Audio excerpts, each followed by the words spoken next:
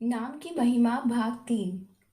अतिशय मंगल स्वरूपाय परम कल्याणकारिणे सर्वशक्तिमद देवाय श्री रामाय नमो नमः। देवियों और सज्जनों, बड़ाई आत्मा के जानने और परमात्मा के आराधन में है। कल इस पर कथन हुआ।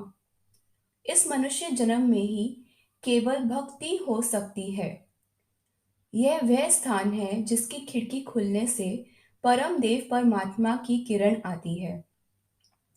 इसलिए आदि काल से स्त्री पुरुष समझ वाले जो हैं, वे अपना कल्याण भगवान का आराधन करने में मानते आए हैं। बाकी चीजें जितनी हैं, वे क्लेश देती हैं, मनुष्य की इच्छा को बड़ा नहीं बनाती। आत्मा का ज्ञान मनुष्य को बलवान बनाता है। एक माई ने अपनी लड़की को पड़ोसन के घर से कोई चीज लाने को कहा। सूर्य अस्त हो चुका था। लड़की डरे वह कहे रास्ते में भूत है। बड़ी बूढ़ी कहती है पीपल के पेड़ पर चुड़ैल रहती है। प्राण सूख रहे थे। सोचती थी माँ की आज्ञा न मानूंगी तो माँ नाराज होगी। उधर चुड़ैल का डर। एक और लड़की जो उससे छोटी थी पर अपनी माँ के साथ सत्संग में जाया करती थी, उसने सुना था कि जहाँ राम नाम हो वहाँ चुड़ैल सुड़ैल कोई डाकिन नहीं आती। वे तो उस मोहल्ले से ही निकल जाती हैं। वह लड़की दूसरे घर में गई और चीज ले आई। उसने बड़ी लड़की को कहा कि तू सत्संग में जावे तो तुझे पता चले कि भगवान के नाम का जो मंत्र है वह बड़ा बल देता है। बड़ी लड़की ने कहा, बल देता है तो क्या मेरा डर निकल जाएगा? वह लड़की उसको बूढ़ी माई के पास ले गई। बूढ़ी ने नाम दिया। जब घर आई तो माँ ने कहा, क्या सीख कर आई? उत्तर दिया, निर्भयता सीख कर आई हूँ। लड़की ने मंत्र का कुछ जाप किया और फिर कभी किसी रात माँ ने कहा कि अब पड़ोसन के यहाँ से चीज लाओगी? लड़की ने झट कहा, हाँ लाऊंगी। माँ बोली, चुड़ैल मिल गई तो? लड़की ने कहा, मेरे लिए तो चुड़ैल नगर से निकल गई है। भगवान का नाम बड़ा बल देता है। महात्मा गांधी जी ने आत्मकथा में लिखा है कि मैं बड़ा डरा करता था। बनियों की न कोई अंतड़ी कम, न दात कम, पर बात क्या कि हिम्मत कम। साहस के काम करने को उसके हृदय में तरंग पैदा नहीं होती। वह तो सोचता है कि ऐसा ना हो कि मैं ना रहूं। सरकार भले ही मिट जाए, पर मेरे पास जो चीज है वह ना जाने पाए। यह बड़ी दुर्बलता है। यह बड़ी खराबी करती है। तो मैं कह रहा था कि महात्मा गांधी ने बाल काल की बात कही। मैं डरता था। दासी जो बच्चों को खिलाने वाली थी, उसने गांधी जी को कहा, तू राम नाम जपा कर। आयु 7-8 वर्ष होगी। दासी के कहने से राम नाम जपने लगे और यह बात अंत तक उनमें बसी रही। उन्होंने लिखा कि उसी दिन से मेरे में भय नहीं रहा। वे अफ्रीका में गए तो वहां हिंदुस्तानियों की बड़ी दुर्गति थी। जिस रेल के डिब्बे में गोरे लोग बैठे, उसमें हिंदुस्तानी नहीं जा सकते थे। उन मोहल्लों में भी नहीं रह सकते थे। बड़ी दुर्गति इस किस्म की थी। यही बात आपके यहाँ भी तो है। ग्रामों में भी मोहल्ले जुदा होते हैं। अफ्रीका में रहते हुए गांधी जी को ऐसा समय भी आया कि हजारों वहां के बसने वाले उनको मारने को आए। उस मकान को भी जिसमें गांधी जी रहते जलाना चाहा। वे डटे रहे। इतना ही नहीं, वे राजपूत खत्री जो कोड़े से अपने पिंड पिटवाते रहे, गांधी जी के बताए राम नाम के आराधन से खड़े हो गए। यहाँ के नव युवकों, बूढ़ों और स्त्रियों को उन्होंने खड़ा कर दिया और वे भी अंग्रेजों के सामने, जिनके पास बड़े हथियार, हजारों मील लंबे देश, उनके राज्य में सूर्य अस्त नहीं होता था। तो गांधी जी ने उनका विरोध किया और कहा कि यह असुर राज्य है। मिट्टी का एक ढेला फेंके बिना केवल इसी पर हम न मानेंगे। यानी निर्भयता से अंग्रेजों का बिस्तर गोल करवा दिया। देवियों और सज्जनों, मुझे कहना यह है कि भगवान के नाम में बड़ा बल है। पर तुम सोचोगे, मैं जपने लगा तो हुक्का कौन पिएगा, पान कौन खाएगा, सारा दिन इन्हीं बातों में पड़े रहते हैं। भला महात्मा गांधी जैसा अनथक काम करने वाला कौन होगा? वे बहुत काम करते थे। अब जवाहरलाल करते हैं, पर इतना नहीं। निरंतर काम करने वाला इतना अनथक किसी भी देश में कोई आदमी शायद ही हुआ हो। फिर भी उनका नाम में बड़ा भाव था। सज्जनों, भावना से थोड़ी भी आराधन कल्याण कर देता है। भला होम्योपैथी की दवाई मात्रा में कितनी होती है? अन्य काम भी ठीक है, हम करते हैं और करने चाहिए, पर इस आराधन को कोई काम नहीं बनाता। सब स्त्रियों और पुरुषों के पास समय होता है, पर नष्ट होता है।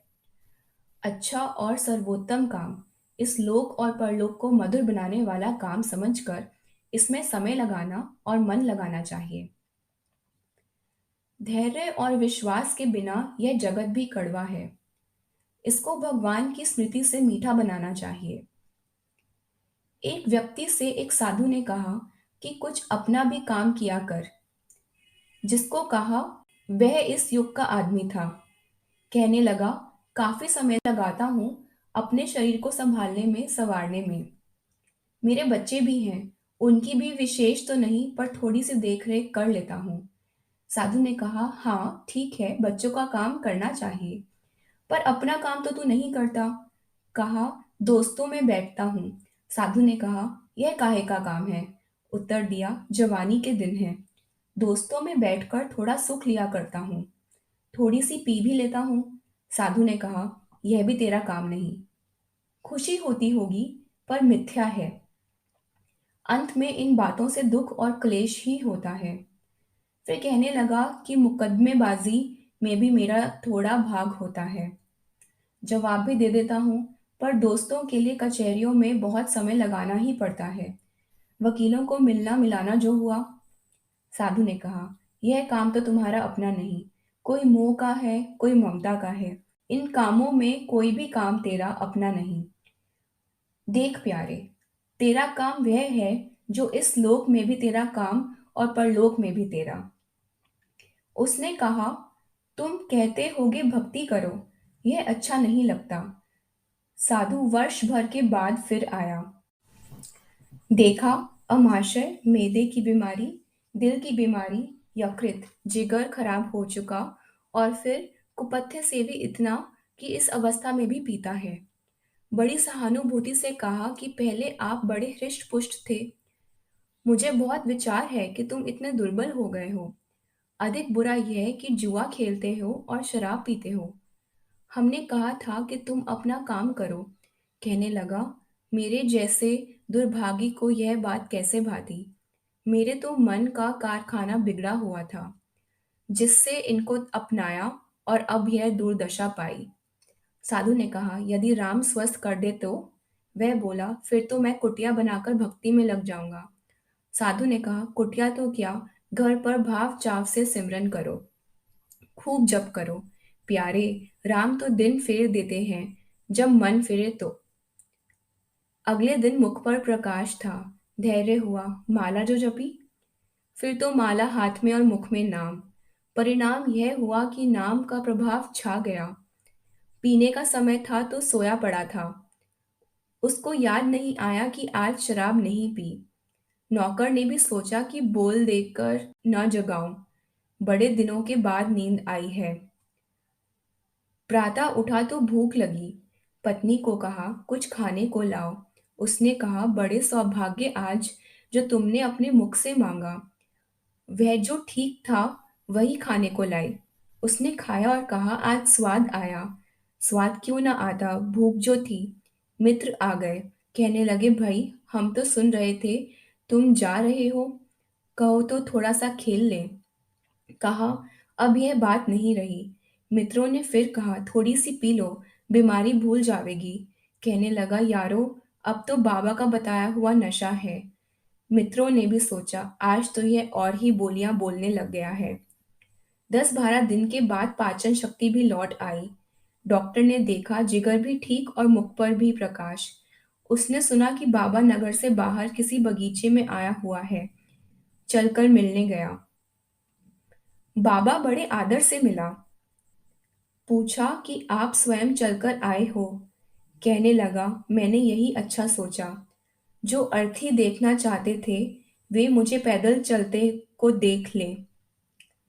तो देवियों और सज्जनों, यह नाम की औषधि बड़ी अच्छी है।